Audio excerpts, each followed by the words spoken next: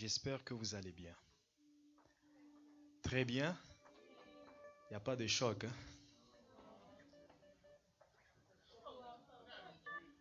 Ah, ok. Ok. Je croyais que ça allait affecter l'écoute de la parole de Dieu, mais heureusement.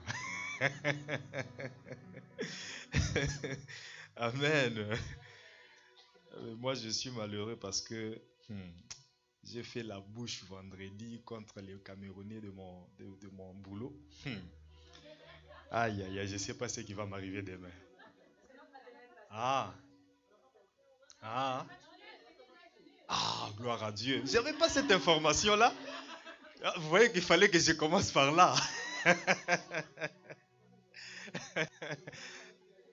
Ah, ça me réjouit. Amen. Ben, ça fait partie du patriotisme. Alléluia. Ça fait partie du patriotisme. Nous devons supporter nos équipes, nos valeurs, nos pays. C'est très important. Dieu va nous donner la victoire. Amen. Nous encourageons aussi nos joueurs à bien jouer, nos entraîneurs. Nous prions pour eux. Tout va bien se passer. Amen. Et déjà, ça m'encourage parce que je n'avais pas cette dernière information. Ça m'encourage quand même à rester positif. Ok, ce matin, nous allons parler de la retraite et j'aimerais que nous puissions collaborer ensemble. Amen. Ah, vous avez refusé d'envoyer les enfants à l'école aujourd'hui? Hein? Toutes les familles. Ah, vous là. Ok, pas de problème. Mais assurons-nous qu'il nous permet de bien entendre le message. Amen. Parce qu'il y a beaucoup de choses que Dieu m'a mis à cœur de parler aujourd'hui. Et j'aimerais vraiment que j'ai l'occasion, la facilité, l'ouverture de le dire d'une manière qui convienne et que tout le monde puisse me comprendre. Nous allons parler de la retraite, comme vous le savez. La retraite. C'est un mot qui est beaucoup utilisé par les chrétiens. Beaucoup. Beaucoup de chrétiens utilisent ce mot-là, la retraite. Je suis en retraite. Je pars en retraite. J'ai des semaines de retraite. La retraite, beaucoup utilisée dans le milieu chrétien. Et je pense que ce n'est pas un mot nouveau. Ce n'est pas un mot incompris des gens qui sont ici. Alors si peut-être je pouvais vous poser la question de me dire c'est quoi la retraite selon votre compréhension ou bien ce que vous connaissez sur la retraite. Qu'est-ce que vous pouvez me dire? Se retirer, oui. C'est comme si se retirer, là, il y avait des choses que vous voulez continuer. Continuez ce que vous vouliez dire après. Se retirer pour être dans la présence de Dieu. C'est un aspect. C'est un aspect de la retraite. Amen. Se retirer pour être dans la présence de Dieu. Se mettre à l'écart pour prier. Amen. Je commence avec ce premier aspect. C'est vous qui allez me donner les aspects que je vais exploiter. Donc je commence avec ce premier aspect-là. Allons-y dans Marc chapitre 1, versets 35 à 37. Marc chapitre 1, versets 35 à 37. Bien-aimés, nous parlons des voies de Dieu dans ce mois de janvier. Et comme je l'avais dit le dimanche passé, la retraite est aussi une voie de Dieu. Mais écoutez, c'est parfois aussi la voie du diable. La retraite peut être une voie de Dieu, tout comme elle peut aussi être une voie du diable. Quand c'est la voie de Dieu, la retraite te permet de t'épanouir. Elle te permet d'être béni. Elle te permet d'entrer en intimité profonde avec Dieu. Mais quand c'est la voie du diable, elle te déroute, elle t'éloigne de Dieu. Alléluia. Parce que c'est se retirer. Quand le diable utilise la voie de la retraite, il te retire de la présence de Dieu. Il te retire de Dieu. Il t'éloigne de Dieu. La retraite, c'est le fait de se mettre à l'écart pour prier. La Bible dit vers le matin, pendant qu'il faisait encore très sombre, il se leva et sortit pour aller dans un lieu désert où il pria. Simon et ceux qui étaient avec lui se mirent à sa recherche. Et quand ils l'eurent trouvé, ils lui dirent, tous te cherchent. C'est-à-dire, Jésus s'était retiré de tous. Il s'est mis à l'écart. Personne ne savait où il était. Bien-aimé, parfois dans la vie, il est très important de se retirer, de se cacher dans un lieu où personne ne sait où tu es. Personne ne sait où tu es allé. C'est-à-dire tu disparais d'un moment de ton entourage, de ton environnement, des gens qui ont l'habitude de te voir. Tu te retires, pas dans un mauvais sens, mais dans le bon sens de prier. Alléluia. Alléluia. Donc la retraite, c'est le fait de se mettre à l'écart pour prier. Si nous prenons aussi Matthieu chapitre 14, versets 22 à 23. Matthieu chapitre 14, versets 22 à 23. 22 à 23. Aussitôt après, il obligea les disciples à monter dans la barque et à passer avant lui de l'autre côté pendant qu'il renverrait la foule. Quand il l'eut renvoyé, il monta sur la montagne pour prier à l'écart. Et comme le soir était venu, il était là seul. Dis avec moi, il était là seul. Il était là seul. Il y a des moments où tu peux être avec des gens, mais des moments où tu peux aussi rester seul pour chercher la face de Dieu. La retraite. Alléluia. C'est le moment où tu te retires, tu te mets à l'écart pour aller communier avec Dieu. Parce que aussi longtemps que tu seras au milieu des gens, il te sera peut-être impossible d'écouter la voix de Dieu. Tu écoutes la voix des gens qui te parlent, qui te racontent des histoires, qui te donnent des conseils, qui te font des propositions. Oui, toutes les propositions qu'ils donnent, avant que je ne prenne la décision sur cela, laisse-moi me mettre à l'écart pour aller consulter Dieu, pour aller savoir qu'est-ce que Dieu dit de toutes ces propositions-là. Alléluia. Alléluia. Donc ça, c'est un aspect de la retraite. Se mettre à l'écart. Qui a aussi un autre aspect de la retraite qui peut évoquer?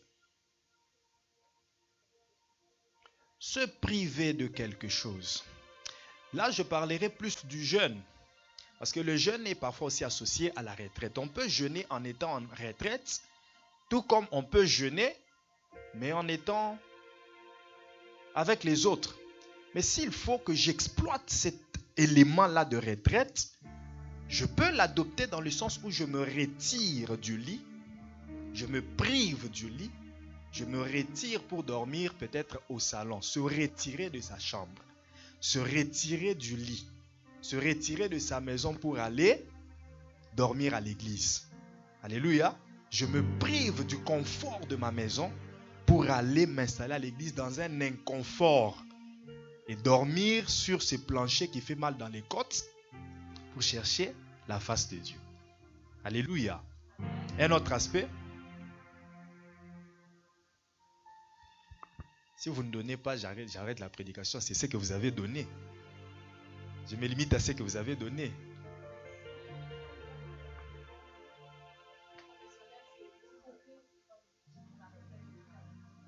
Je vais exploiter cet aspect-là après. Très bon aspect. Très important. Vous allez comprendre pourquoi. L'arrêt de travail. Alléluia.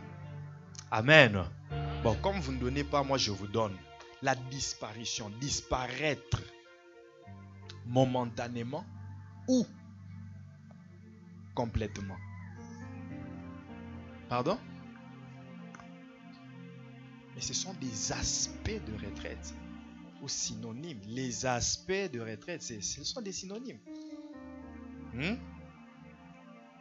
C'est aussi un aspect de retraite, non? Disparaître pendant un moment, disparaître complètement. Alléluia. Dis avec moi disparaître. Matthieu chapitre 14, verset 13.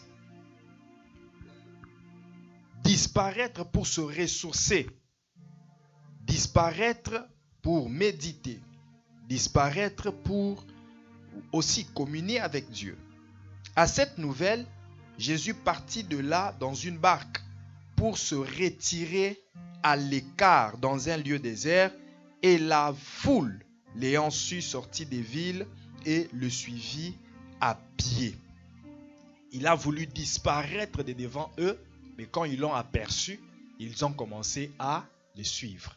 Il a voulu se retirer momentanément de devant eux. Amen. La retraite a aussi l'aspect de l'isolement ou l'isolation. L'isolement ou l'isolation, c'est-à-dire s'isoler.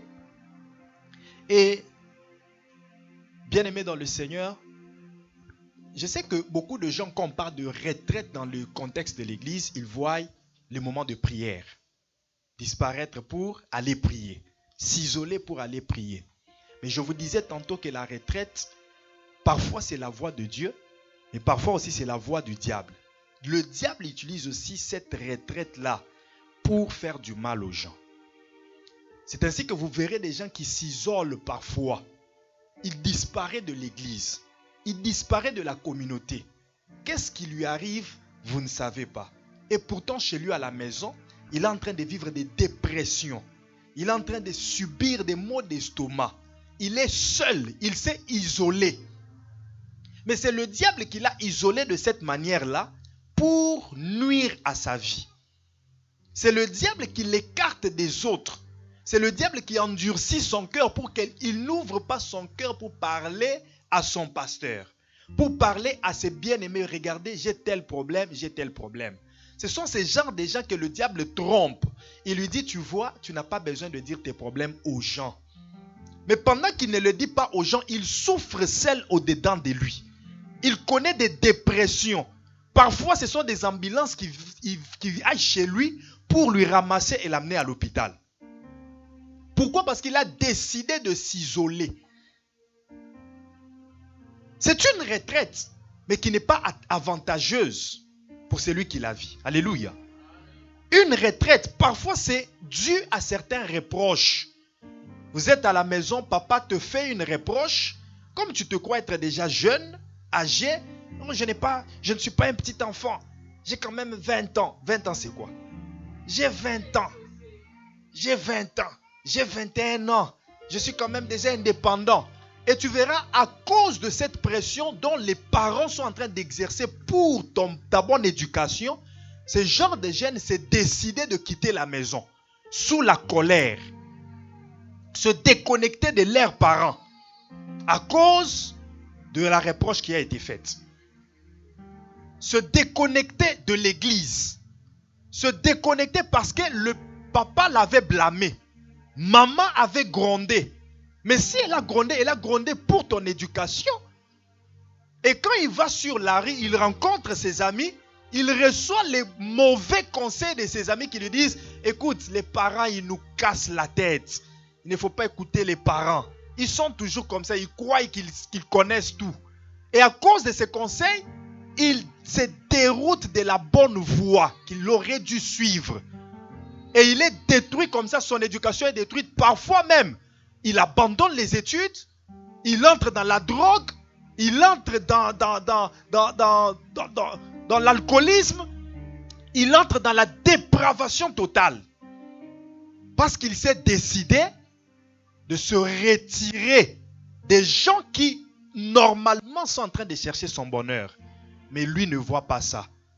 Il voit comme si on est en train de lui faire du mal. Proverbe chapitre 18, verset 1. Proverbe 18, verset 1.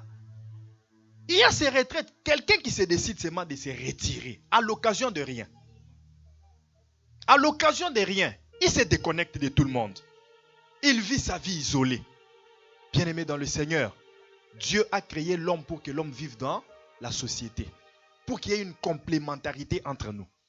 Quand toi tu te déconnectes de l'église, tu te déconnectes même de ta famille, tu penses que ton sort à venir sera quoi? La Bible dit dans Proverbe 18, verset 1, « Celui qui se tient à l'écart cherche ce qui lui plaît. » Il cherche ce qui lui plaît lui-même. Il s'irrite contre tout ce qui est sage. C'est-à-dire les conseils sages que les parents donnent, il s'irrite contre cela. Les conseils sages que les grands frères, les grandes sœurs donnent pour que son éducation soit bien donnée, pour que sa vie soit correcte, il s'irrite contre cela, il cherche ce qui lui plaît lui-même. C'est ainsi qu'il se met à l'écart. Qu'est-ce qui lui plaît? Sortir comme il veut, revenir à l'heure qu'il veut. Quand on essaie de lui parler, oh non, on n'a pas de parents dans cette maison. Nous tous, on est adultes. Chacun sait ce qu'il fait. Chacun doit se concentrer sur ce qui concerne sa vie.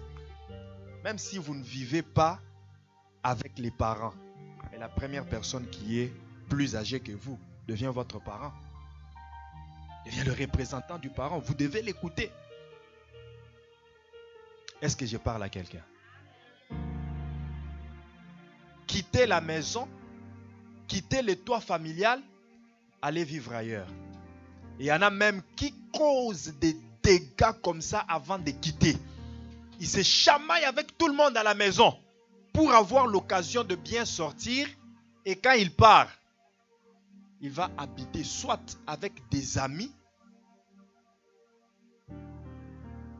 dans des maisons où ils font des cochonneries ensemble là-bas, en train de détruire sa vie. Et c'est ainsi qu'ils sont dans des dépressions. Ils sont dans des tourments. Et pire encore, pour se consoler de ces dépressions, de ces tourments, ils trouvent comme solution prendre la drogue.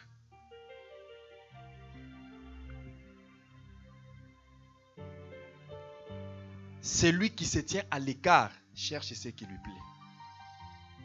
Qu'est-ce qui te plaît? Être dans les ambiances. Voilà pourquoi tu n'écoutes pas les conseils. Qu'est-ce qui te plaît? Sortir quand tu veux, rentrer quand tu veux, la liberté, le libertinage. Ne pas être contrôlé. C'est ce que tu veux. Voilà pourquoi tu n'écoutes pas les conseils. Tu n'écoutes pas. Tu es contre ce qui est sage. Et tu te trouves sage à tes propres yeux. Il y a beaucoup de gens qui se retirent dans ce sens-là. Remarquez, il y a certaines personnes qui se déconnectent que de gens qui leur donnent des bons conseils. Quand tu commences à lui donner des bons conseils, tu lui dis, tu vois cette voie que tu as prise là, ce n'est pas une bonne voie. Il te haït.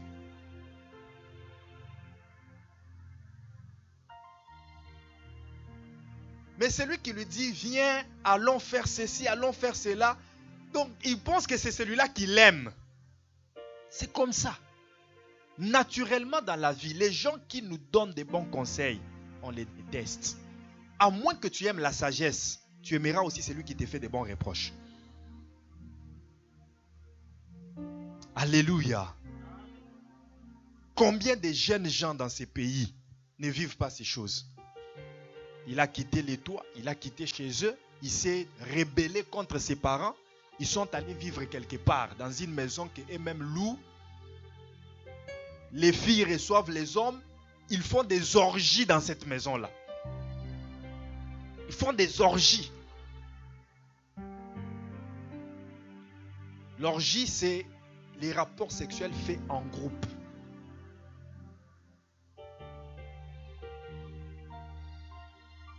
Ils font tout cela. Ça veut dire, c'est leur vie. Ils reçoivent des hommes chez eux. Ils couchent avec eux. Ils reçoivent des femmes. C'est une compétition. Ils savent déjà que non, tel viendra avec telle personne. Tel viendra avec l'autre. Et ils sont à l'aise dans ces maisons-là. Ils vivent comme ça. Pour eux, c'est ça la bonne vie. Et tu crois que ces groupes-là des gens que tu appelles tes amis, quel genre de conseils ils te donneront? Ils te diront que tes parents sont en train de chercher ton bonheur? Non. Ils vont te le dire clairement. Et puis, ils ne s'amusent pas. Ils vont te le dire clairement. Non, il ne faut pas écouter les parents. C'est moi, mon père, n'a pas le droit de d'osser les tons contre moi. Dès qu'il commence, 911.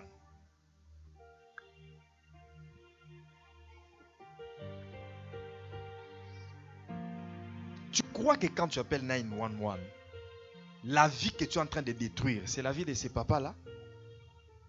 Il a fait sa vie. Il a fait sa vie. Il a réussi ce qu'il a pu réussir. S'il est en train de se poumonner, s'il est en train de se rechercher de cette manière-là, c'est pour ton bien à toi. C'est pour ton bonheur. Et ceux qui ont des parents à distance, ils croient qu'ils ont maintenant le monopole, le mandat de vivre comme ils veulent. Et ils entretiennent des mensonges, des manipulations contre les parents. Les parents ne savent pas la vérité sur ce que tu vis ici. Parfois même tu es devenu Mario. Mais les parents ne le savent pas. C'est moi, j'ai envoyé mon fils étudier. Et son fils qu'il a envoyé étudier au Canada est devenu déjà Mario d'une vieille maman de 45 ans pendant que lui n'a que 17 ans.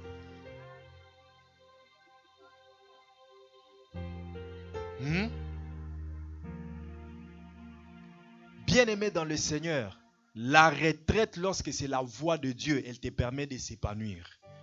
Mais quand c'est la voie du diable, elle te déroute, elle t'amène à la mort.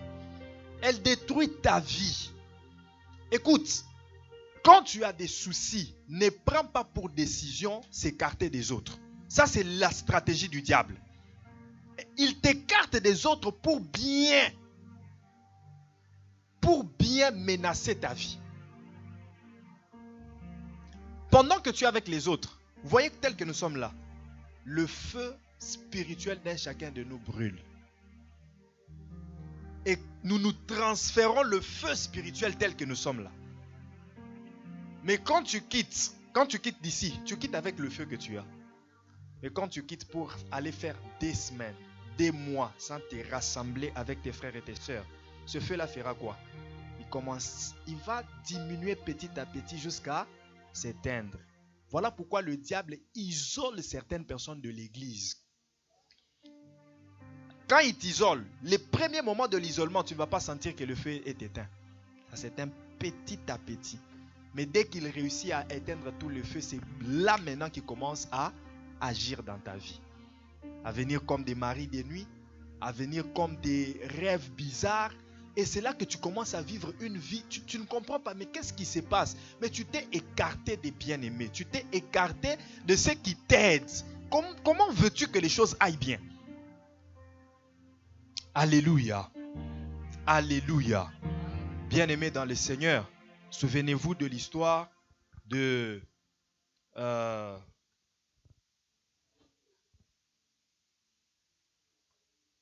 fils prodigue. Il a quitté chez lui. Il a quitté la maison de son père. Il est parti. Comme je le disais, c'est retiré. La retraite, c'est quitter complètement ou quitter momentanément. Lui a dit, je prends mes biens et je m'en vais. Mais quand il est parti, qu'est-ce qu'il a vécu? Il a rencontré la souffrance. Il était obligé de retourner, réfléchir. Toi qui es hâte, qui a toujours hâte de partir, de quitter les toits des parents parce qu'on t'a gueulé. Parfois même quand tu sors comme ça, on m'a donné la colère à la maison. Tu sors, tu te dis non, je vais me détendre, je vais aller me promener. Il y a ceux qui prennent les bus, ils commencent à se promener ça et là, ils se promènent, ils passent toute sa journée et puis rentrent très tard le soir. Mais en sortant de cette manière-là, sous la colère, combien n'ont pas reçu aussi les propositions du diable qui lui dit, tu vois ce qu'on te fait chez toi, va seulement commencer à te méconduire. Beaucoup se sont méconduits sous l'effet de la colère. Sous l'effet de la colère. Parce qu'il est sorti sous l'effet de la colère, c'est là maintenant que le diable a injecté des mauvaises pensées en lui, lesquelles pensées lui ont poussé peut-être à fumer. Sa première fois de fumer, c'est quand il est sorti sous l'effet de la colère. On m'a gueulé à la maison, je sors sous l'effet de la colère, je rencontre un ami qui fume et je me dis, je vais juste me détendre avec ça, donne-moi ça, je vais enlever ma colère. Et c'est là qu'il a commencé à fumer. C'est là qu'il a commencé à s'enivrer. C'est là qu'il a commencé à se débaucher sous l'effet de la colère. Alléluia. Retraite, c'est aussi, je donne aussi un autre aspect, c'est se retirer, se séparer d'une relation, surtout dans les cas des relations toxiques. Se retirer. Depuis que tu as arrêté cette mélodie-là, je sens une déconnexion dans mon esprit.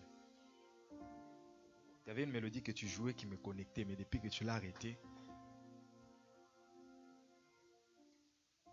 alléluia. Se retirer d'une relation toxique. Il y a des relations qui sont toxiques. Vous savez, dans le domaine du mariage, nous conseillons toujours, d'une manière générale, aux gens de ne pas se divorcer. Ça, c'est d'une manière générale. Mais lorsque ce mariage-là devient un danger qui peut amener à la mort, parfois d'une manière particulière, demandons aux gens de se retirer. Peut-être qu'on ne le dira pas ouvertement comme ça parce qu'il est écrit que personne ne sépare ce que Dieu a uni. Mais vous-même, vous allez sentir seulement qu'ici, il n'y a pas la vie. Tu es dans un mariage où on te tabasse, tu mourras. Tu mourras.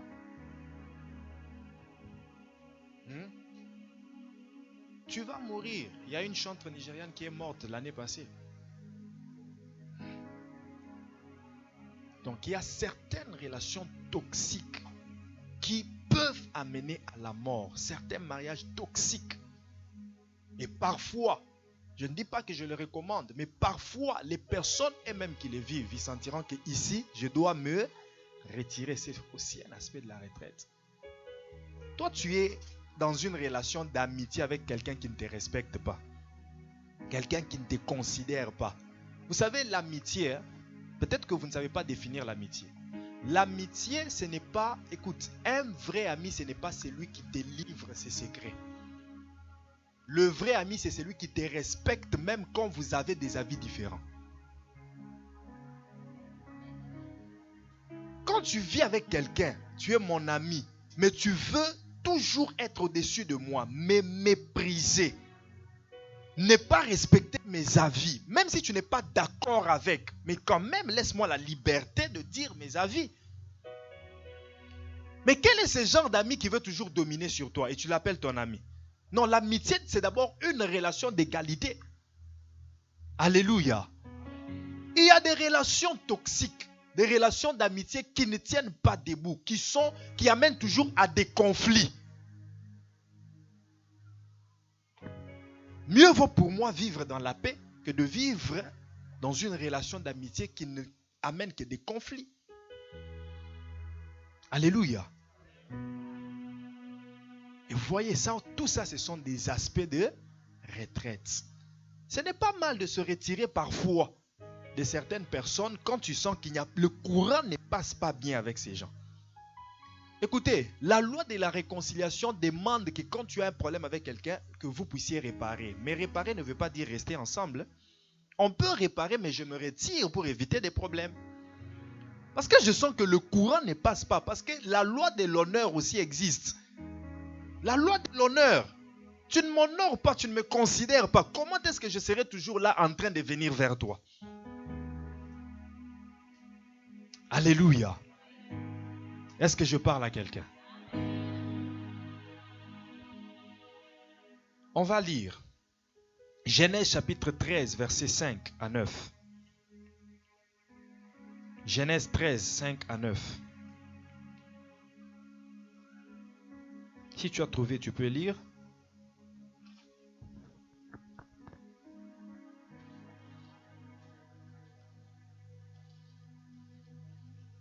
Genèse 13, 5 à 9. Genèse 13, 5 à 9. Lot qui accompagnait Abraham avait aussi des moutons, des chèvres, des bovins. Attends, je vais lire en 8 secondes. Lot qui voyageait avec Abraham avait aussi des brebis, des bœufs et des tentes. Et la contrée était insuffisante pour qu'ils demeurassent ensemble, car leurs biens étaient si considérables qu'ils ne pouvaient demeurer ensemble. Il y eut querelle entre les bergers des troupeaux d'Abraham et les bergers des troupeaux de Lot. Les Cananéens et les Phérésiens habitaient alors dans le pays. Abraham dit à Lot, écoute, Abraham dit à Lot, qu'il n'y ait point, je te prie, de dispute entre moi et toi, la loi de la réconciliation. Qu'il n'y ait point de dispute, s'il te plaît, entre moi et toi, ni entre mes bergers et tes bergers, car nous sommes frères. Tout le pays n'est-il pas devant toi? Sépare-toi donc de moi. Sépare-toi donc de moi. Gardons des bonnes relations, mais sépare-toi quand même de moi. Alléluia. Parce qu'il commence à naître des querelles entre nous. Il commence à naître des mésententes entre nous. Sépare-toi donc de moi. Si tu vas à gauche, j'irai à droite. Si tu vas à droite, j'irai à gauche. Bien-aimé, le mal, c'est de quitter des gens et garder des rancunes dans le cœur. Le mal, c'est de quitter des gens et ne pas se réconcilier avec eux. Mais si c'est pour votre paix, si c'est pour sauvegarder la paix, préserver la paix, il est parfois mieux de se séparer de certaines personnes qui ne comprennent pas votre vision.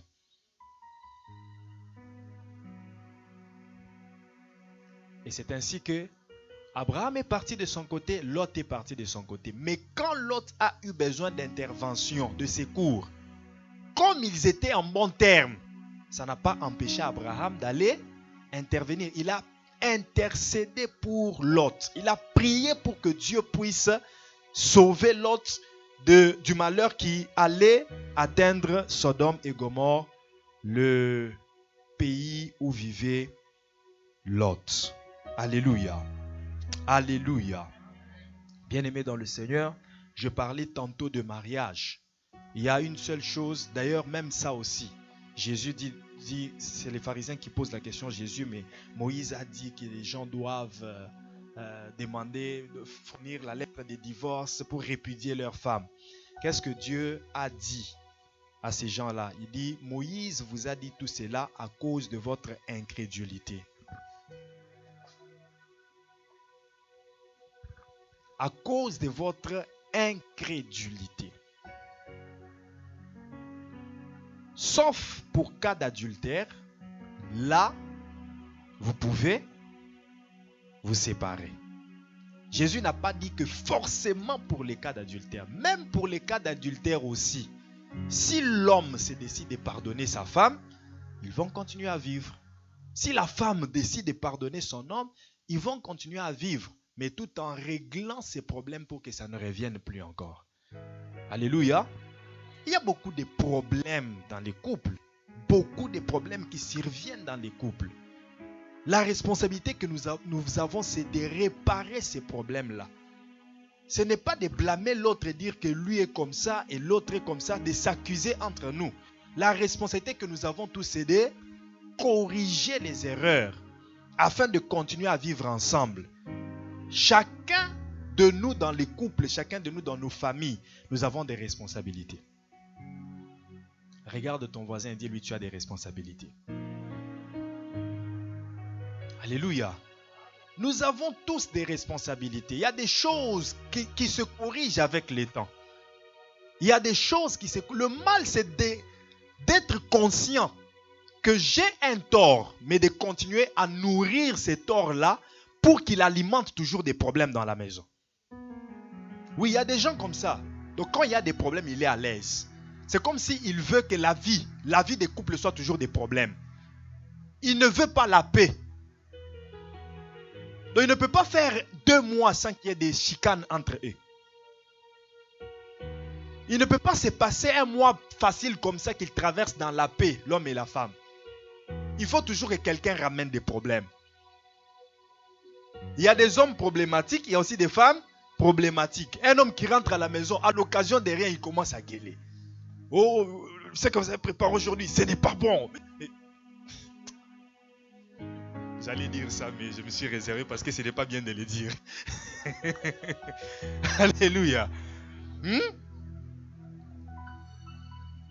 Et les femmes qui aussi, à l'occasion de rien, parfois, je ne sais, les femmes parfois ce sont les hormones. Parfois nous vous comprenons, hein? Les hormones féminines. Quand vous quittez les règles, vous changez comme ça, l'organisme change. Mais écoutez, femmes, ne soyez pas problématiques. Ne soyez pas problématiques. Alléluia. Alléluia. Il y a des femmes, juste le téléphone de son mari peut causer tous les problèmes de la vie.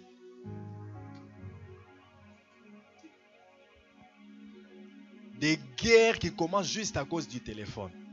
Oh, pourquoi c'est toujours cette personne-là qui t'appelle? Et pourquoi tu as mis les codes sur ton téléphone? Mais toi aussi, pourquoi tu as mis les codes sur ton téléphone? C'est ton téléphone, mais ta femme doit connaître ton code. il faut qu'il y ait de la transparence entre l'homme et la femme. La transparence financière. Dans le domaine financier, il faut qu'il y ait de la transparence.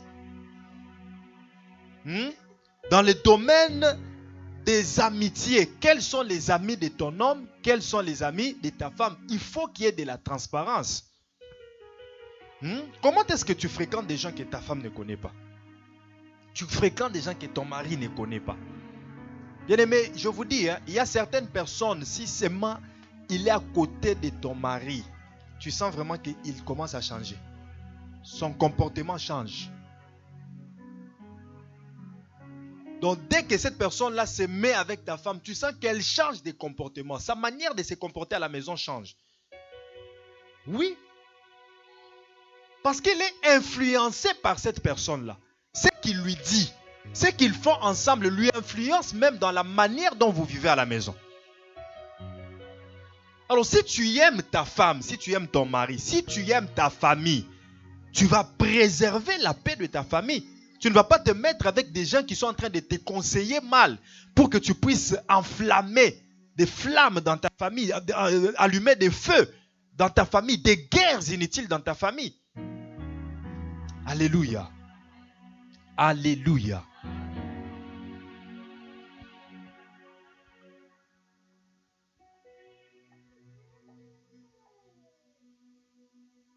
Donc, quand il ne fréquente pas cette personne-là, tu sens que tout est correct dans la famille. Mais dès qu'il se met seulement avec lui, avec cet ami, c'est là que les feux commencent à s'allumer. Ça veut dire que c'est lui qui donne des mauvais conseils. Ça veut dire que c'est elle qui donne des mauvais conseils. Alléluia. Soyons transparents. Transparents dans nos relations, transparents dans ce que nous faisons, transparents dans l'argent. L'une des choses qui cause beaucoup de problèmes dans les couples ici au Canada, c'est cette affaire d'argent. Est-ce que je peux parler à quelqu'un?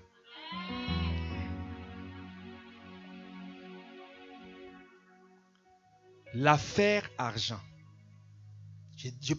Parlons du contexte Canada, c'est mon contexte nordique. Des choses qui se passent, des choses qui parfois, je ne sais pas si vous les entendez, mais nous les pasteurs, on a parfois la grâce d'écouter des choses quand les gens viennent demander des conseils, viennent dire, ouvrir leur cœur. L'une des causes, c'est l'argent. Et bien-aimée maman, bien-aimée femme, je vous dis, quel que soit le nombre d'argent que vous pouvez avoir, quelle que soit la richesse que vous pouvez avoir, n'inversez pas l'ordre établi par Dieu. L'homme reste le chef. Alléluia. N'entre pas dans des manipulations inutiles parce que c'est toi qui as l'argent, parce que c'est toi qui prends en charge la maison et lui est dans une situation précaire en ce moment-là pour commencer à les manipuler. Et comme nous savons que facilement ici au Canada, ce sont les femmes qui trouvent des maisons pour les maisons subventionnées. Ce sont les femmes. Tu l'entendras dire, sors de ma maison. Sors de ma maison. Elle chasse son mari. Maman, si tu es ici, tu fais ça, c'est une honte pour toi. C'est une honte. Elle fait sortir son mari de la maison. Sors. Sors de chez moi.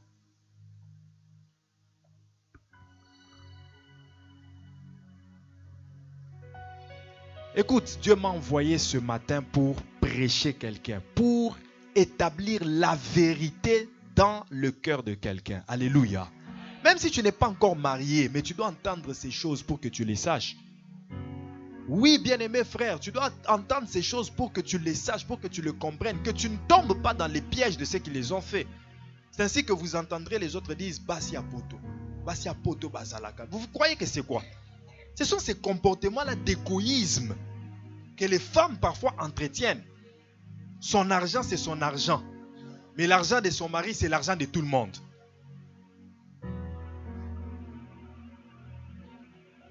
Je vous prêche la parole de Dieu. Je vous prêche la vérité. Arrêtez de donner des défenses qui ne tiennent pas debout. Donnez-moi les versets de la Bible. Ne défendez pas le mal que vous commettez. Moi, je suis là pour vous prêcher la vérité. Alléluia. Bien-aimés, regardez, si vous vous unissez dans tous les domaines de la vie, dans votre couple, vous vous unissez pour l'éducation des enfants, vous vous unissez pour les finances, vous mettez tout ensemble et vous planifiez. Regardez avec quelle vitesse vous irez dans la vie. Mais quand vous êtes là, chiche, égoïste, que non, ça c'est pour moi, ça c'est pour moi, que lui travaille pour la famille, ça c'est pour moi. C'est là que vous vous rendez compte que vous avez des retards dans la vie. Il y a des choses que vous n'arrivez pas à faire. Même ce que vous gardez pour vous, tellement que vous n'êtes pas dans la voie de Dieu, Dieu vous envoie celui qui détruit. C'est ainsi que vos poches se détruisent et cet argent que vous gardez pour vous, vous ne faites rien avec. Unissez-vous, parlez pour l'éducation des enfants. Papa, maman, voilà cet enfant qui a maintenant 3 ans, qui a maintenant 4 ans. Qu'est-ce que nous pouvons faire pour lui? Qui a maintenant 5 ans, il a maintenant 10 ans. Comment est-ce que nous pouvons gérer son éducation? Nous avons remarqué qu'il commence à se comporter comme ça. Alors, quelle stratégie nous pouvons mettre en place pour qu'il ne se comporte pas de cette manière-là? C'est ça les conversations qu'on doit avoir dans les couples. Vous, quel genre de conversation vous avez? C'est moi ou non, tel avait fait, tel autre avait fait. Parlez de vos enfants. Planifiez l'éducation des enfants. Planifiez les acquisitions que vous devez avoir. Ensemble, planifiez.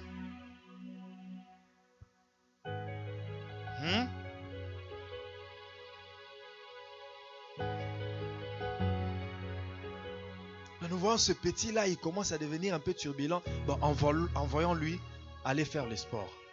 Envoyons-lui faire peut-être le cours de musique. Comme il fait ses acrobaties là, tout ça. Envoyons-lui dans un gymnase qu'il commence à pratiquer là-bas. C'est pour l'avenir de l'enfant. Ce sport-là l'aidera. Cette musique-là l'aidera. Mais quand ça vient de votre planification, ça sera aussi bien organisé. Au lieu qu'il aille les rencontrer lui-même, qu'il ait la passion en dehors de la maison et que cette passion soit mal orientée. Commencez à l'orienter vous-même dans la maison. Mais quand vous ne parlez pas de ça, quand vous êtes tout le temps à chicaner, tout le temps en désaccord, celui-ci pense ceci et l'autre pense autrement. Vous vivez dans la même maison, vous êtes dans le couple, mais la femme fait les choses à sa manière. L'homme aussi fait des choses à sa manière. L'homme prend ses décisions comme il veut. La femme aussi prend ses décisions comme elle veut. Maintenant, dites-moi, vous voulez que la bénédiction de Dieu vienne dans cette maison-là? Vous voulez que les portes vous soient ouvertes dans cette maison-là? Parfois, nous sommes nous-mêmes responsables du malheur qui nous atteint. Nous sommes responsables des malédictions qui nous atteignent. Parce que nous prenons toujours, nous faisons les choix de ce qui est à notre propre intérêt et nous oublions l'intérêt de l'autre. Alléluia. Regarde une femme qui est à côté de toi, dis-lui, femme, arrête l'égoïsme. Maintenant, regarde l'homme qui est à côté de toi, dis-lui, l'homme, arrête la dictature. Alléluia. Alléluia. Écoutez, hommes, ne soyez pas intransigeants. Donc, les choses qui sont... Donc, ça veut dire qu'il y a des hommes qui se disent que non, moi je sais que les choses sont comme ça. Ça ne peut pas changer. Ça ne peut pas changer. Ça ne passe pas chez moi. C'est moi qui suis le chef. C'est moi le chef de la maison. Comment est-ce que tu peux revenir à cette heure? Ça ne passe pas. Ça ne passe pas. Écoute, elle est ta femme, elle n'est pas ton enfant.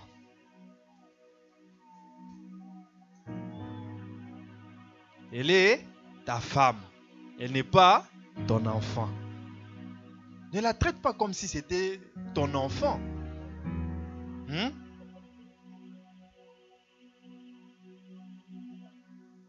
Et aussi de la considération. C'est toi la première personne qui doit la respecter et la faire respecter de tout le monde. Quand je dis tout le monde, c'est tout le monde, en commençant des membres de ta propre famille. Et aussi les membres de sa propre famille. Moi, que tu sois de ma famille, que tu sois de la famille de la femme, tu n'as pas le droit de manquer du respect à ma femme. C'est votre enfant. C'est votre petite sœur. Et c'est ma femme.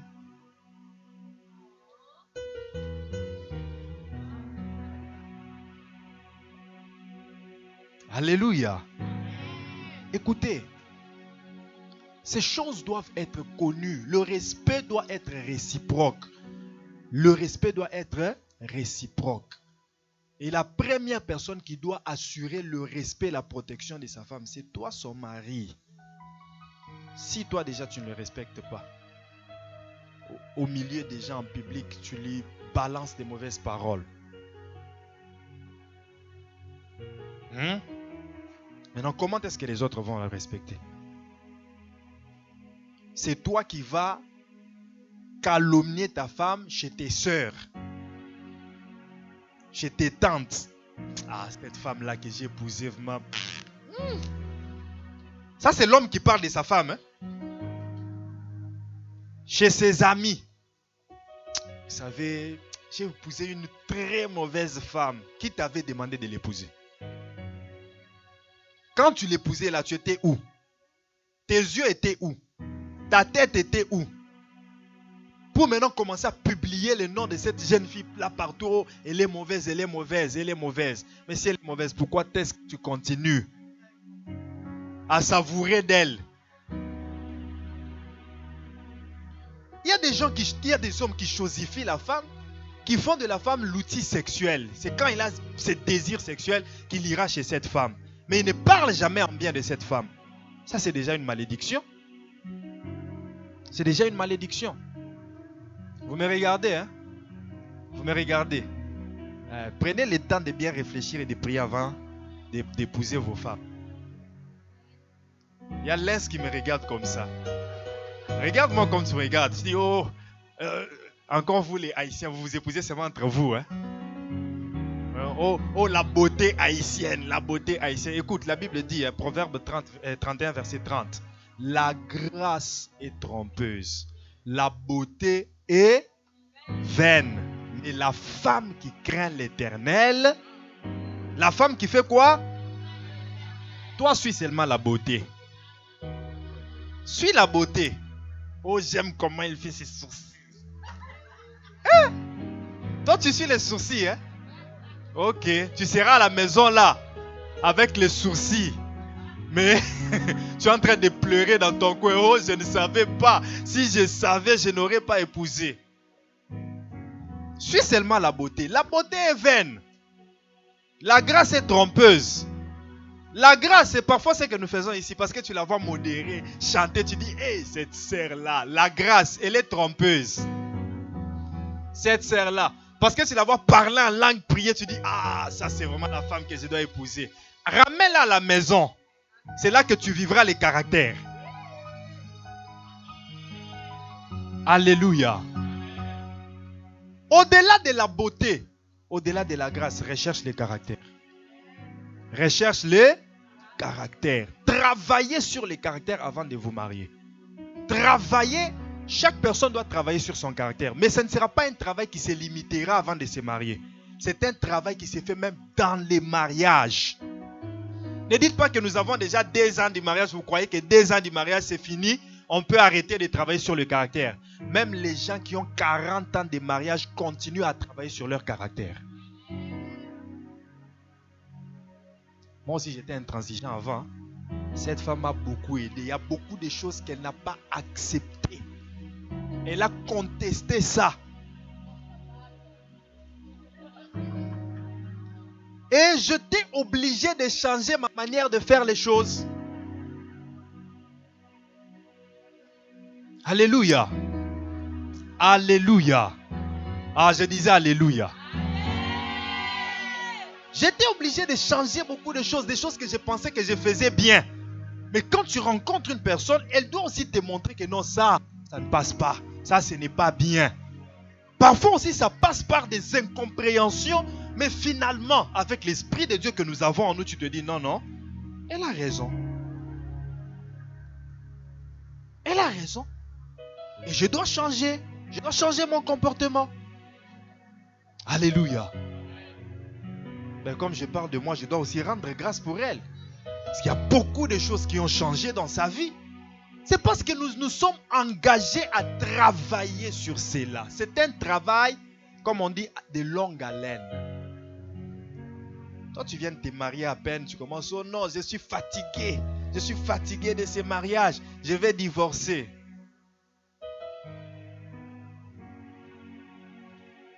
C'est ça. Pose bien cette question-là. Alléluia. N'ayez pas les yeux focus sur les biens matériels. N'ayez pas les yeux focus sur la richesse dans le couple. Ça divise beaucoup de gens. Ça divise beaucoup de couples. S'ils arrivent à divorcer, c'est à cause de ces choses-là. Mettez Jésus comme le centre de votre couple. Mettez la parole de Dieu comme le règlement qui régit votre couple. Alléluia.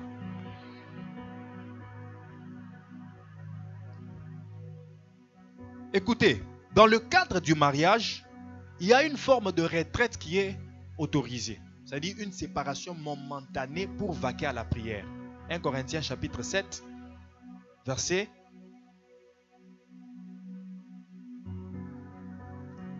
Mais à partir de 5. 1 Corinthiens chapitre 7.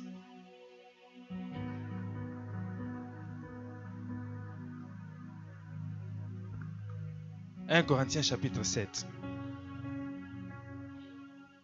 5. Hein? Bon. On commence à 3. 1 Corinthiens chapitre 7, verset 3. Que le mari rende à sa femme ce qu'il lui doit. Que le mari fasse quoi? Que le mari rende à sa femme ce qu'il lui doit. C'est-à-dire, il y a des choses que le mari doit rendre à la femme. Ce qu'il lui doit. Ce qu'il lui doit. Les maris ont des dettes envers des femmes. Alléluia. Alors il parle de ces dettes-là. Il dit, ces dettes-là que vous devez, la dette que tu dois à ta femme, tu dois les lui rendre. Tu dois les lui rendre. Et il dit aussi, et que la femme agisse de même envers son mari. Initialement ici, il est en train de parler dans le domaine sexuel. Il y a des hommes qui sont égoïstes sexuellement. Il y a aussi des femmes qui sont égoïstes sexuellement. Donne-moi beaucoup d'attention, je vais te parler. Que tu sois marié, que tu sois célibataire. Tu vas te marier, non? Tu vas te marier. Tu finiras par te marier. Aie déjà la chance d'écouter ces choses. Il y a des maris égoïstes sexuellement. C'est quand lui, ses désirs montent en lui qu'il ira vers la femme. Pour aller satisfaire non les désirs de la femme, mais ses désirs à lui. Mais quand la femme en a besoin, il est fatigué. Je suis fatigué. Je reviens du travail, j'ai juste besoin de dormir. Donc il ne prend pas aussi le temps de satisfaire la demande de sa femme. Il ne pratique le sexe dans leur couple que quand lui en a besoin.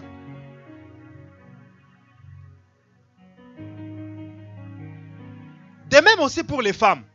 Il y a des femmes égoïstes comme ça. Mais la Bible dit quoi? Que le mari rende à la femme ce qu'il lui doit. Et que la femme aussi fasse de même. La femme n'a pas autorité sur son propre corps. Femme, regarde-toi et dis, ce corps ne m'appartient pas. Oh, dis-le. Femme, dis, ce corps ne m'appartient pas. C'est ça. La femme n'a pas autorité sur son propre corps. Tu vas refuser avec ce corps pour toi. Et pourquoi? Est-ce que c'est pour toi? Ne me provoque pas.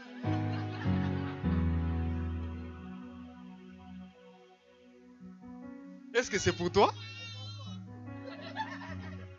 Donc tu contredis la parole de Dieu maintenant. Alléluia. Et dit, la femme n'a pas autorité sur son propre corps, mais c'est le mari. Et pareillement aussi, le mari n'a pas autorité sur son propre corps, mais c'est la femme. Verset 5. Ne vous privez point l'un de l'autre. Même si tu es fatigué, même si tu as beaucoup travaillé, quand il en a besoin, fais quoi? Donne.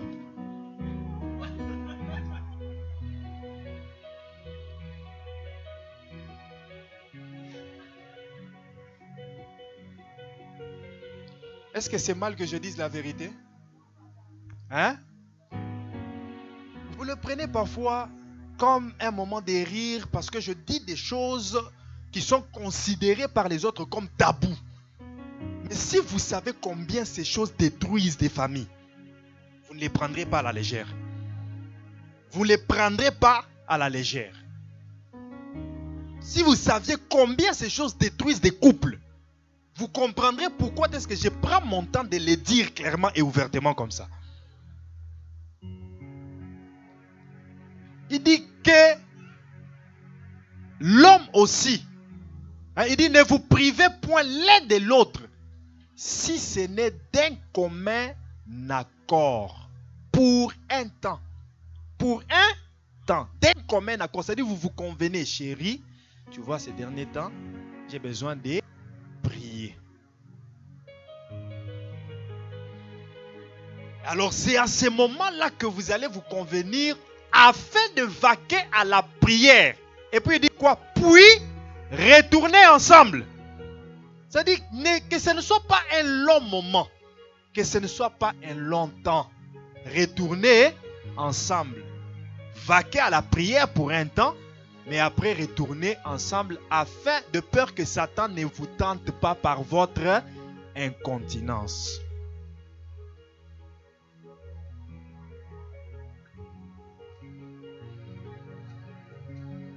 Que le diable ne vous tente pas par votre incontinence.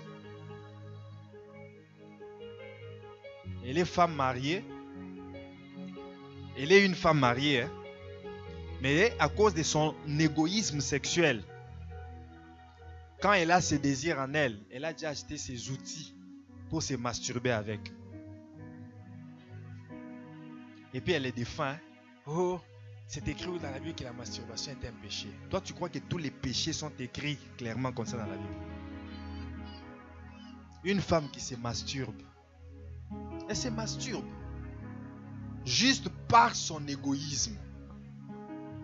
Elle prive son mari de son corps de cette manière-là, mais quand elle a des désirs, elle va se masturber.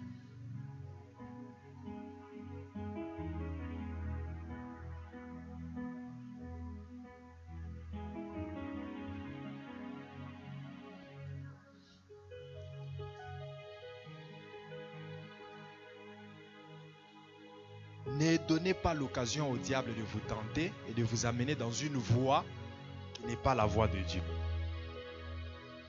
Ne laissez pas le diable vous tenter. Alléluia. Ne laissez pas le diable vous tenter.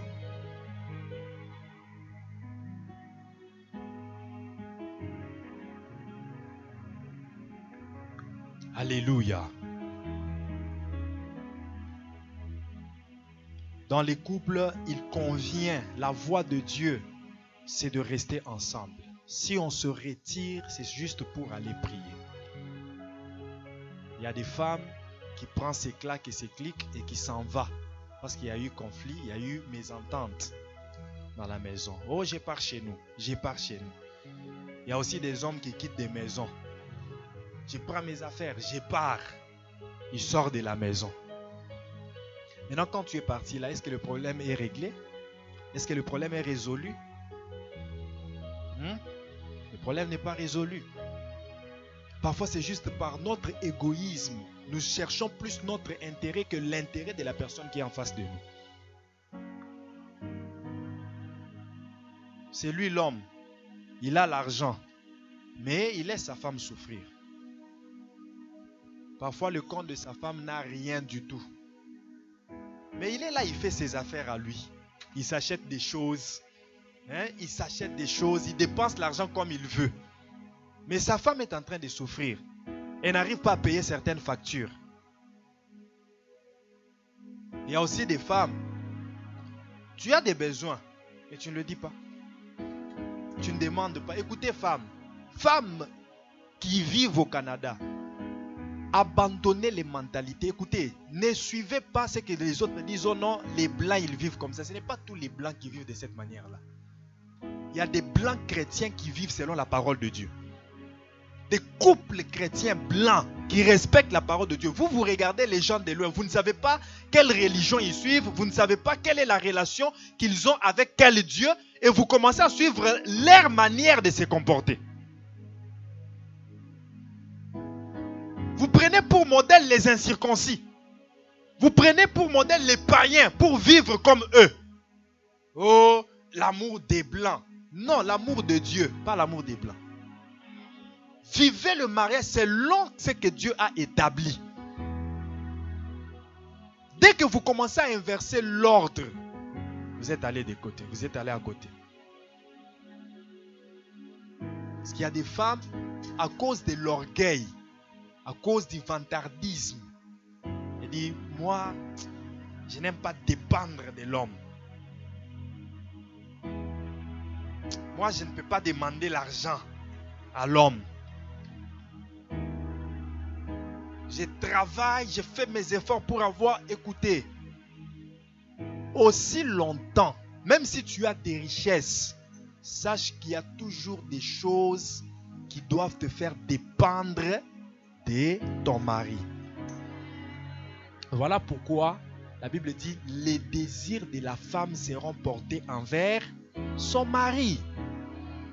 Les désirs de la... Quel que soit ce que tu as, quel que soit ce que tu es devenu, il faut que les désirs, tes désirs à toi, soient toujours tournés vers ton mari.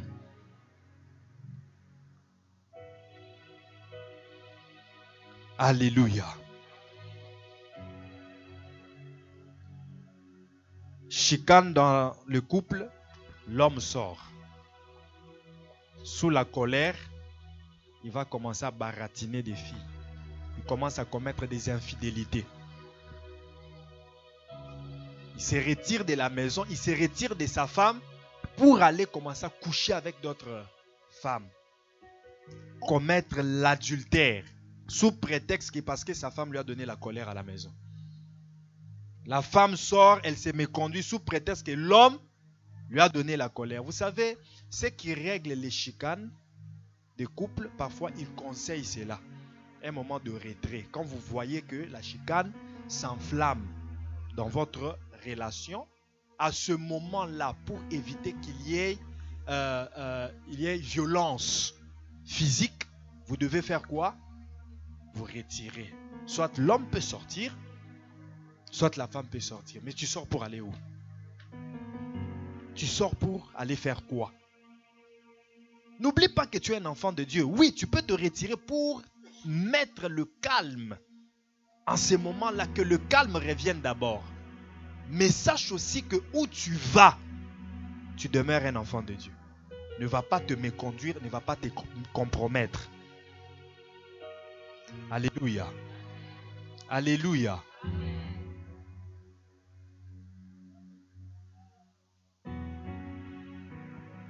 Je pense que j'ai réglé beaucoup de situations en parlant de cet aspect de la retraite. Alléluia. Et c'est très important que je dise ces choses.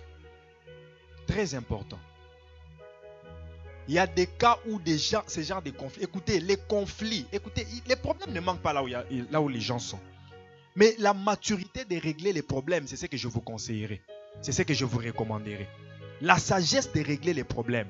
Parce que le diable aussi profite derrière ces conflits, derrière ces problèmes qui sont toujours entre vous, des chicanes entre l'homme et la femme. Le diable profite pour faire beaucoup de choses. Un des aspects de la retraite que je vais vous montrer, et je n'avais même pas prévu, c'est le fait de retirer quelque chose de votre couple ou de votre famille pendant le temps où vous êtes en mésentente. Je vais m'expliquer.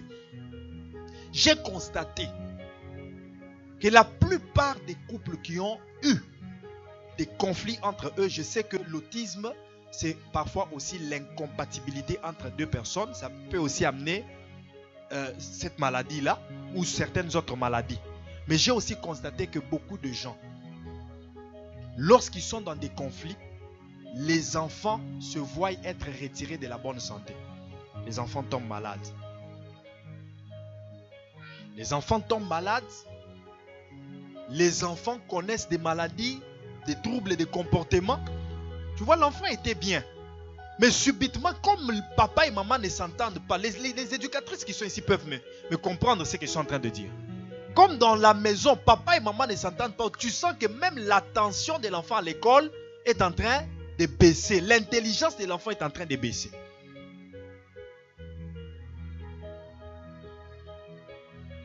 L'enfant était très intelligent, il était actif à l'école. Mais d'un coup, l'éducateur ne comprend pas. L'enfant devient distrait, il devient aussi calme, il n'est pas épanoui.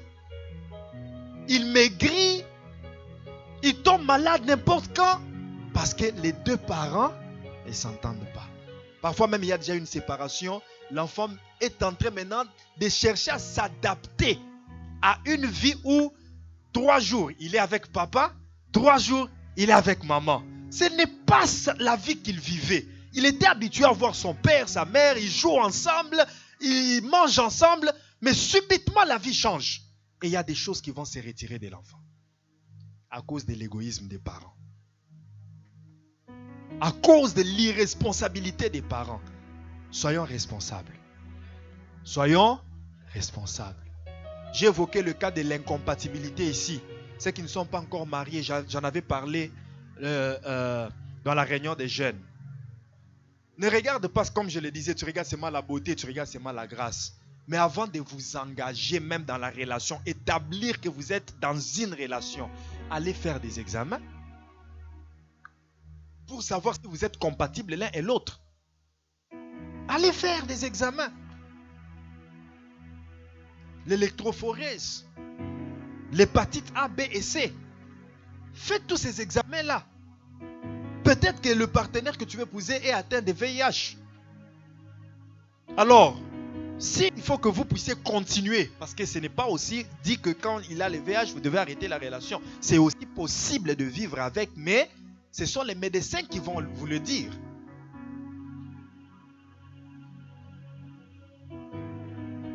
Alléluia. Oui, j'ai des explications à donner, mais ce n'est pas le moment.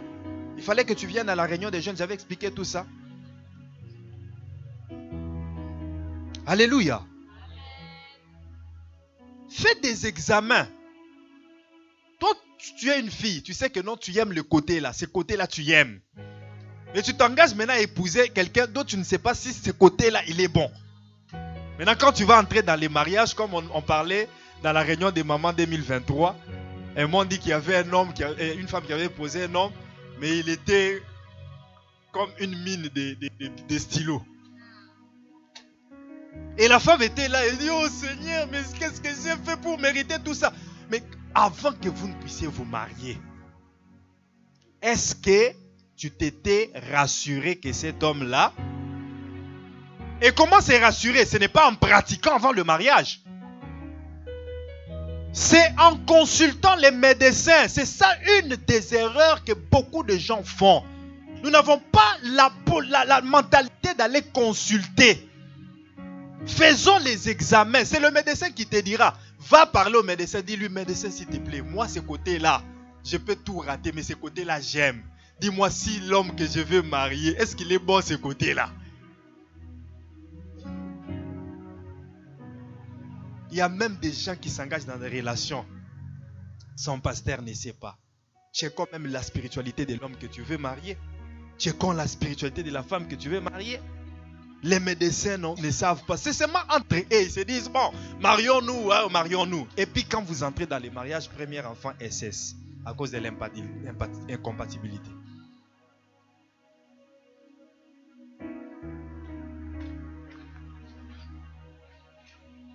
Est-ce que je parle à quelqu'un? Il y a des gens qui ne veulent pas que je parle de ces choses. Bon. Ceux qui ne veulent pas que je parle, dites-moi d'arrêter alors. Ah. Toi, tu fais semblant. Je te connais très bien, tu fais semblant. Alléluia. L'autre aspect de la retraite. J'ai beaucoup parlé sur le couple, j'ai beaucoup parlé sur les familles. Prenez ces choses au sérieux. Vraiment, travaillez sur ces choses afin de maintenir la paix, l'amour. C'est ce que Dieu veut, l'unité dans nos familles, dans votre couple. Femmes, soyez soumises à votre mari. Mari, aimez votre femme, comme Christ a aimé l'Église. Que chacun prenne ses responsabilités, qu'il y ait des conversations. Nous allons revenir, j'ai un message que je prêcherai sur les conversations dans un couple. On va voir quel type de conversation nous devons avoir. Je vais vous demander d'être patient aujourd'hui, j'ai beaucoup de choses à dire. Je vais vraiment vous demander d'être patient, d'écouter ces choses que le Seigneur veut que nous puissions pratiquer. Un autre aspect de la retraite, j'avais frôlé ça déjà, c'est quitter momentanément ou complètement. Je vous donne des versets. Luc chapitre 9, versets 59 à 62. Luc 9, 59 à 62. Luc 9, 59 à 62.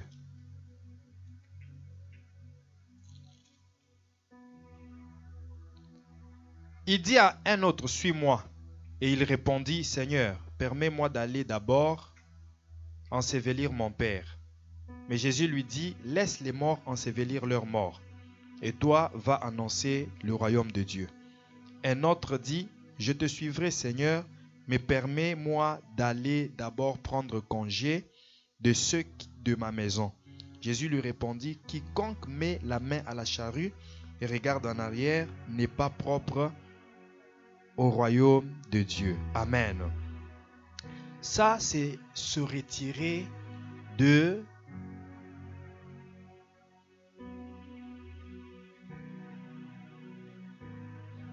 je vais le dire autrement. Hébreux 10, verset 39. La Bible dit, nous ne sommes pas de ceux qui se retirent pour se perdre. Nous ne sommes pas de ceux qui se retirent pour se perdre. Donc il y a certains retraits que nous faisons, nous nous écartons des gens, nous nous écartons des communautés, mais c'est pour se perdre. Nous nous écartons des gens qui nous font du bien, mais pour se perdre. Jésus lui dit, c'est lui qui veut me suivre. Il ne doit pas mettre la main à la charrue et regarder en arrière. Donc si tu as choisi de suivre Jésus, ne regarde plus le monde. Ne t'occupe plus d'autre chose parce que tu suis Jésus. Si tu as accepté de servir Dieu, sache que même dans l'œuvre de Dieu, tu rencontreras des défis. Mais ne sois pas de ceux qui se retirent pour se perdre. Donc la retraite ici, ça prend l'essence de l'abandon de nos responsabilités. C'est retirer des responsabilités spirituelles. Tu t'étais engagé. Je vais chanter pour Dieu à l'église. Je vais faire le protocole. Je vais travailler dans l'intercession. Mais à cause d'une raison quelconque, de quelque chose qui arrive, tu te retires. Tu te retires. Nous ne sommes pas de ceux qui se retirent pour se perdre, mais de ceux qui ont la foi pour sauver leur âme. Bien-aimé, quel que soit tout ce qui peut arriver dans la famille, sache que la famille reste la famille. Quel que soit tout ce qui peut arriver à l'église, sache que l'église est une famille. Il ne faut pas être toujours chaud dans les cœurs. Oh non, je vais quitter, je pars. Et ceci. J'ai constaté qu'il y a des gens qui quittent toujours pour des raisons banales. Ils trouvent toujours une raison pour quitter quelque part. J'ai déjà rencontré pasteur Alain, des gens qui me disent non, j'ai quitté cette église-là parce que le pasteur avait colporté contre moi, il avait médit. C'est-à-dire, je lui avais confié un secret, mais il a dit à une autre personne. Il a parlé de mon affaire, de mon cas de délivrance à une autre personne. Là, tu as quitté pour ça. Mais quand tu as rencontré les pasteurs qui gardent les secrets, tu as encore trouvé une autre raison pour quitter encore. Oh non, là, il évoque une autre raison. Oh, les jours où j'étais parti, on ne m'avait pas présenté.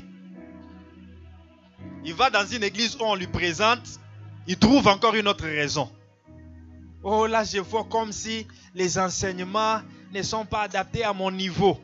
Il trouve toujours des raisons pour quitter. Toujours des raisons.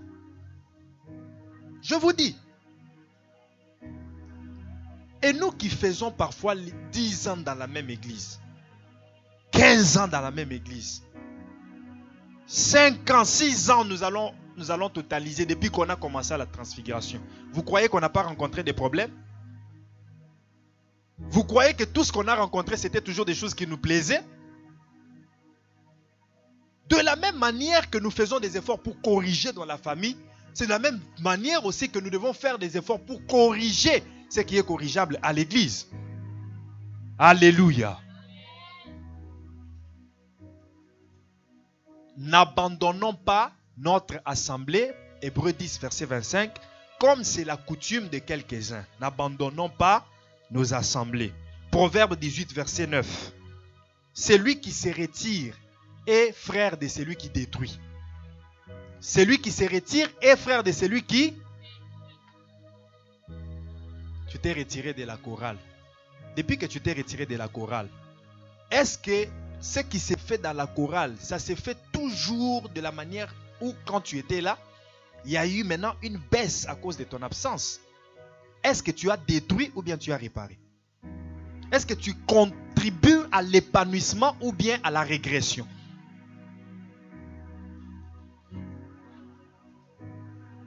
Celui qui se relâche dans son travail est frère de celui qui détruit. Tu n'es pas différent de celui qui détruit. Quand tu te relâches dans ce que tu fais, tu t'es retiré de la commission où tu travailles. Tu t'es retiré du service que tu faisais. Est-ce que tu es en train de détruire ou tu es en train de construire? Pose-toi la question.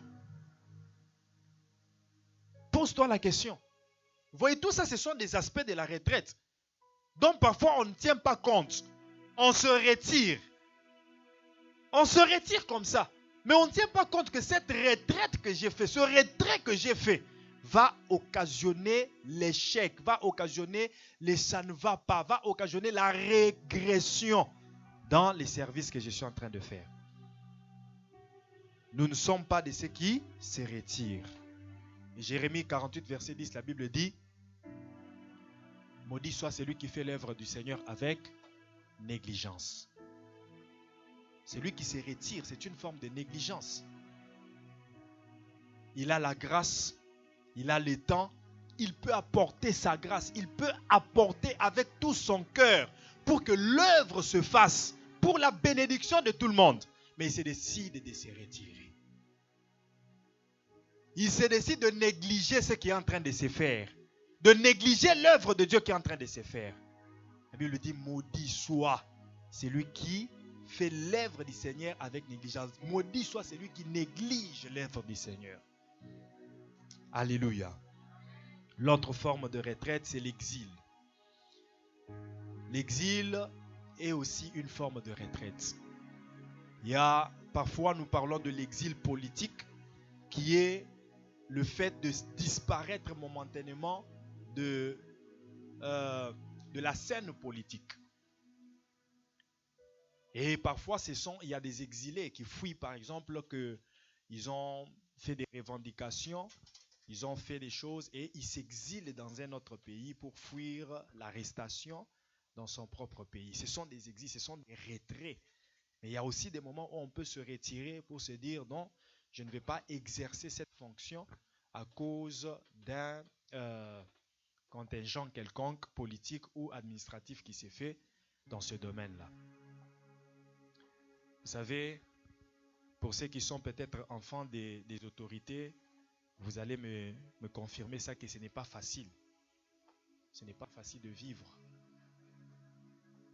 comme enfant d'une autorité. enfant de député, enfant de ministre, enfant de... C'est pas facile. Parce que ce sont des gens qui, parfois, ça demande qu'on soit effacé. Qu'on ne connaisse pas que tu es enfant d'eux. Qu'on ne connaisse pas. Parfois, c'est difficile de se promener sur la route.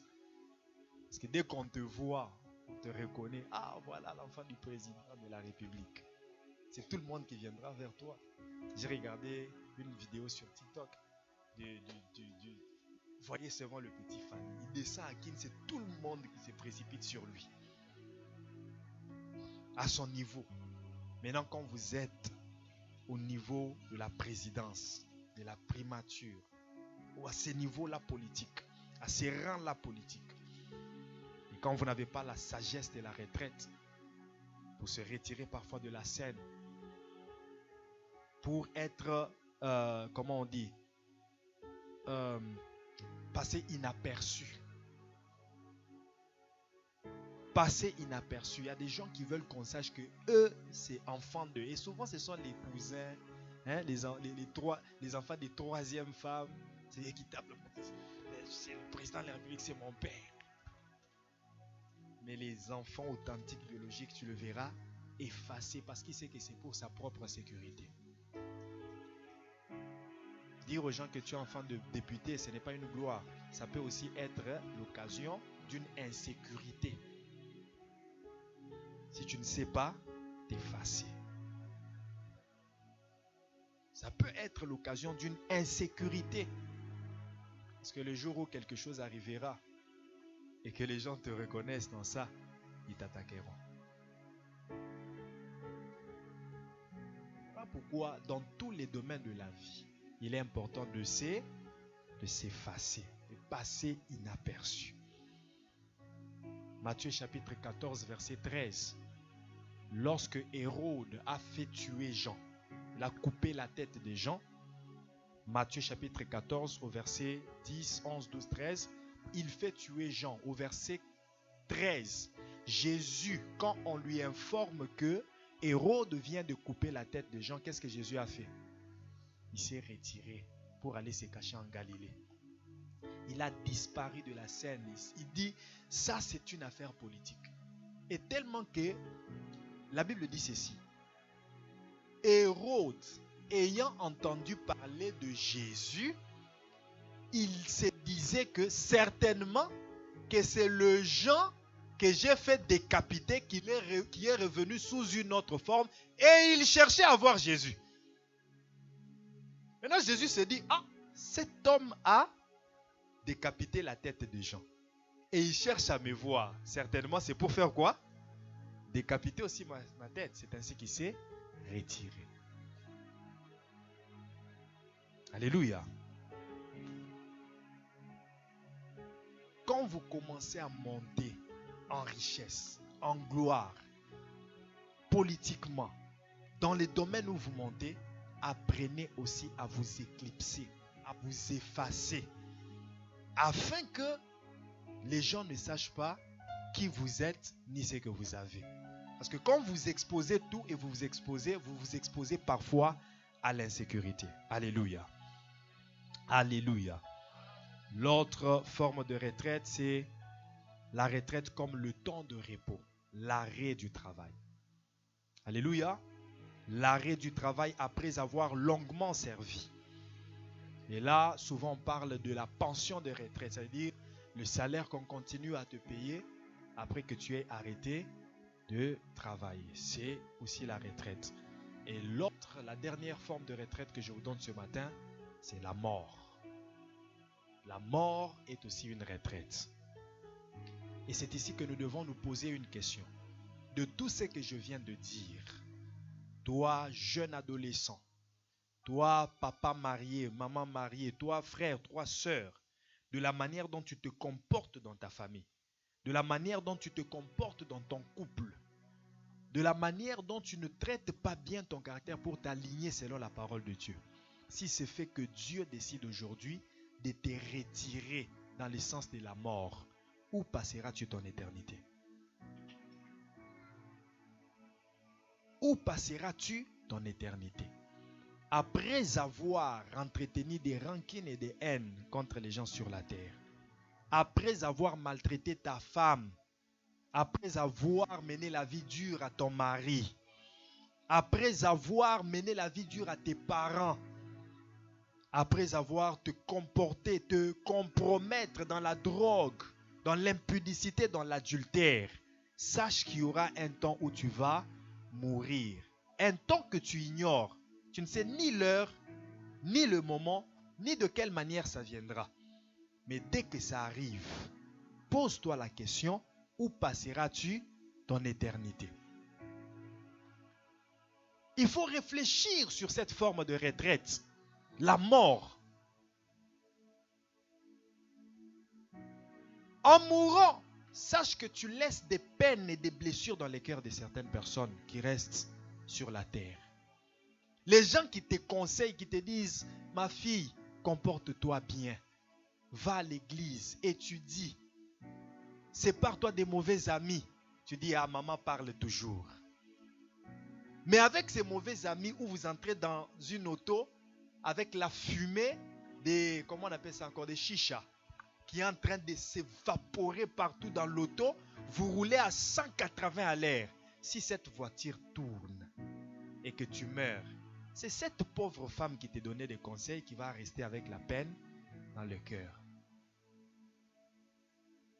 C'est ce pauvre papa-là qui parle tous les jours pour ton bien. Tu vas laisser des chocs dans les cœurs des gens sur la terre. Alléluia. La mort est une forme de retraite. Mais quand elle vient, où passerons-nous notre éternité? Est-ce que tu iras en enfer ou tu iras dans le royaume de Dieu? Il est réservé, comme la Bible dit, il est réservé aux hommes de mourir une seule fois. Et après vient quoi? Le jugement. Il est réservé aux hommes de mourir une seule fois. Et après vient le jugement. Quel sera ton jugement? Tu t'affectionnes à l'impudicité sur la terre. Tu t'affectionnes aux mensonges. Mais quel sera ton jugement? Vis tous les jours comme si c'était le jour de l'enlèvement. Alléluia. Tous les jours, chaque jour, vis comme si Jésus va revenir aujourd'hui. Car on ne sait ni le jour ni l'heure. Avant de mentir, dis-toi, si seulement je mens maintenant. Et puis lui vient, il enlève. Partirai-je ou resterai-je?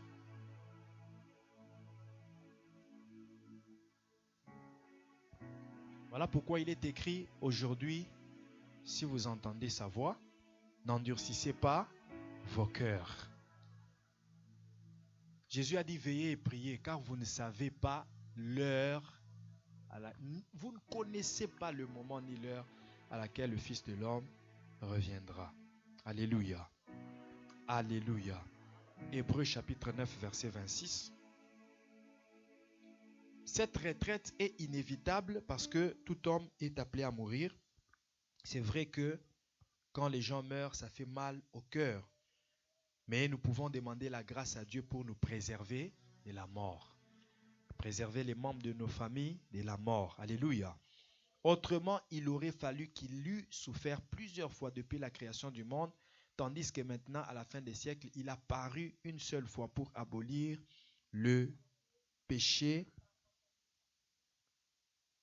C'est verset 27, désolé. Et comme il est réservé aux hommes de mourir une seule fois, après quoi vient le jugement. Bien-aimés dans le Seigneur, je disais qu'il est important que nous puissions prier pour les membres de nos familles. Parce que la mort fait toujours mal au cœur. Il y a la mort qui vient parfois par des maladies. Il y a la mort qui vient par des accidents. Il y a la mort qui vient du diable. Le diable est en train de traquer quelqu'un, de lui envoyer des oppressions, des maladies, des choses, juste pour mettre fin à la vie de cet homme. Il y a aussi la mort qui vient de Dieu. C'est-à-dire Dieu s'est décidé que voilà, le temps est accompli pour cette personne pour qu'il puisse retourner dans mon repos. Mais il y a aussi la mort qui est due à notre mauvaise manière de nous comporter. Ça veut dire quelqu'un qui ne prend pas soin de sa santé, qui boit des choses qu'il n'est pas censé boire, trop de sucre, trop des aliments salés. Il dit, moi j'aime les piments.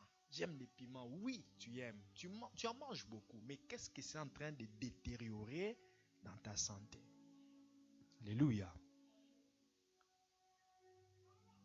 Réfléchissons sur la retraite en termes de la mort. Réfléchissons. Mais ce matin, moi, je vais vous convier à prier. Nous allons prier pour nos familles, les membres de nos familles. Nous allons prier pour que Dieu nous préserve de la mort en cette année 2024. Nos parents sont en train de grandir, peut-être de vieillir aussi. Ils sont maintenant exposés à plusieurs maladies, mais que Dieu leur accorde la longévité, la grâce et la santé. Nos enfants, nos femmes, nos maris, que Dieu protège.